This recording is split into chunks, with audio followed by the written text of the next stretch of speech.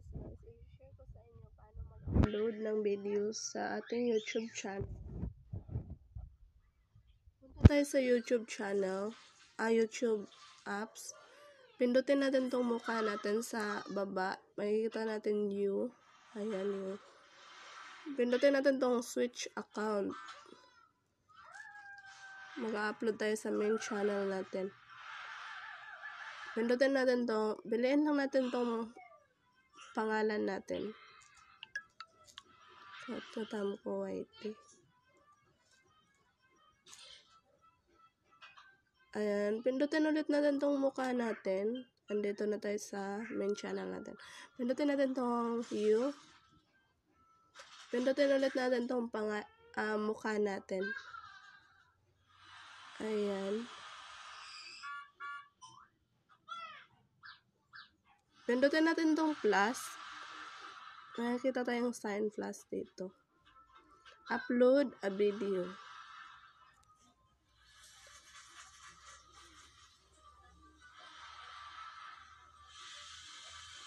Hello guys.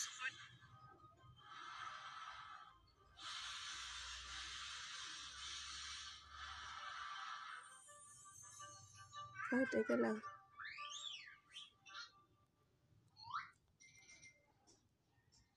So, maglalagay na tayo ng title. Mag-upload na tayo. Pumili na tayo ng video na i-upload natin. At ito yung i-upload natin.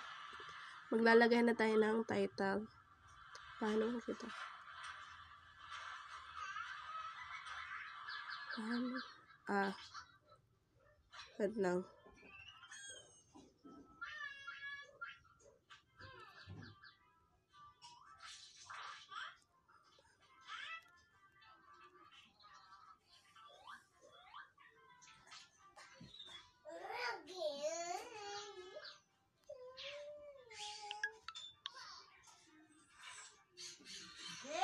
Ano makita ko?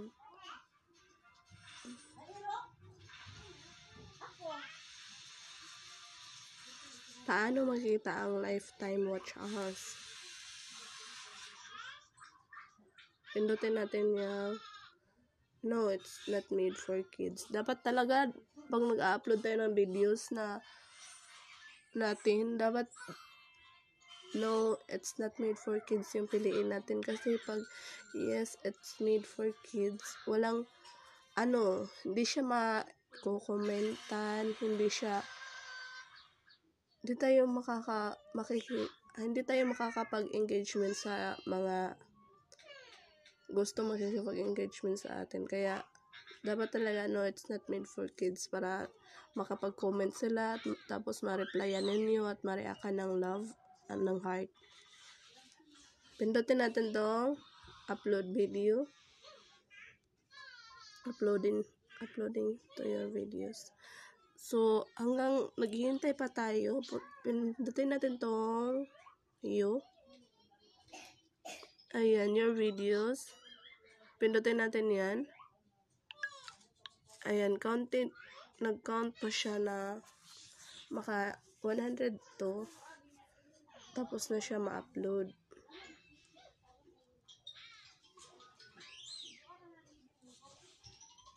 So, hanggang naghihintay, ganyan lang muna.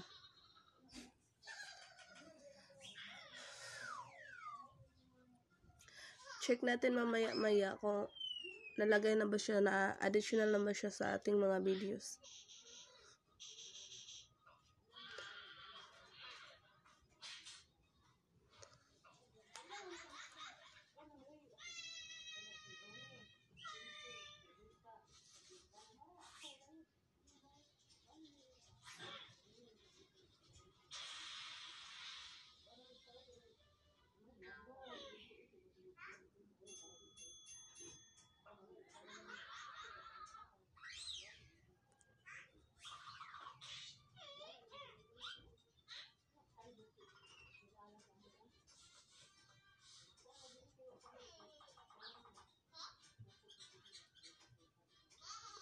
Ayan, so while naghihintay tayong matapos,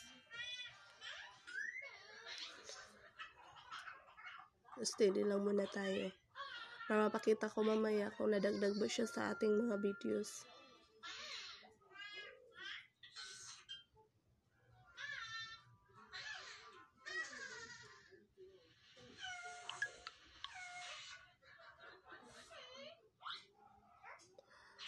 Sa nag-iisip naman paano yan lalagyan ng thumbnail, doon pa rin sa sa YouTube Studio. May na ako, tutorial video na ako paano maglagay ng thumbnail natin. Ito sa baba, paano maglagay ng thumbnail sa YouTube videos. YouTube Studio Apps. Talagang sa YouTube Studio Apps lang talaga tayo makakalagay ng thumbnail or sa Chrome. Pero mas madali kasi mga sister ko sa YouTube Studio yun yung gamitin natin sa paglagay ng thumbnail. Ayan na, so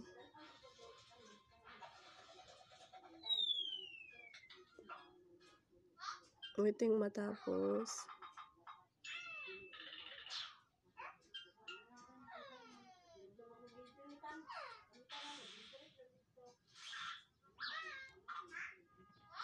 Refresh lang natin.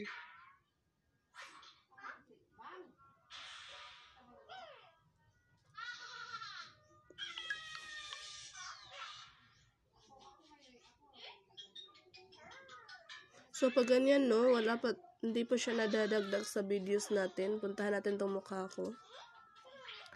Videos.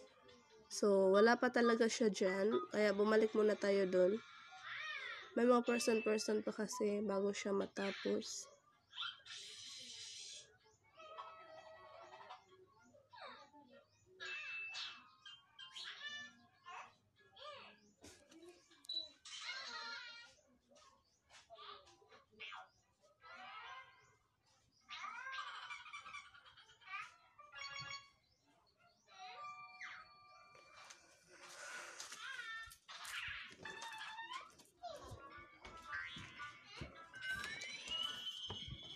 Ayan, so tiyaga lang talaga sa pag-upload ng video. Ready to watch. Mga 20% lang pala. Pwede na siyang Pag may mabasa na kayong ready to watch, meaning yan, ando na siya sa ating mga videos. Ay, anong nangyari ba?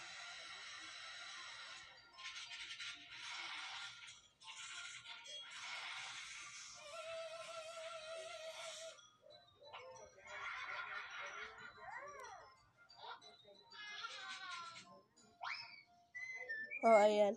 So, pag no views, pag may mabasa pala kayong no views, doon pa lang siya magre-reflect sa ating. Subukan natin ulit. Latest. Oh, so ayan na siya.